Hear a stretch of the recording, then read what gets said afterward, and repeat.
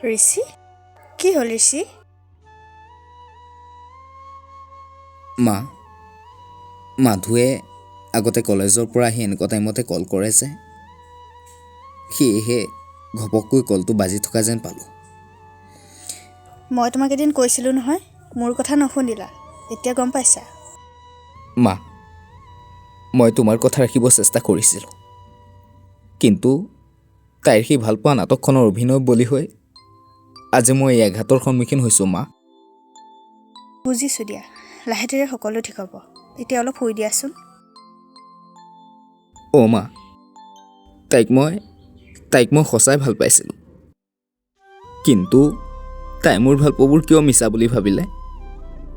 ঋষি এতিয়া আৰু সেইবোৰ ভাবি নাথাকিবাচোন, অলপ শুই দিয়া। অঁ মা।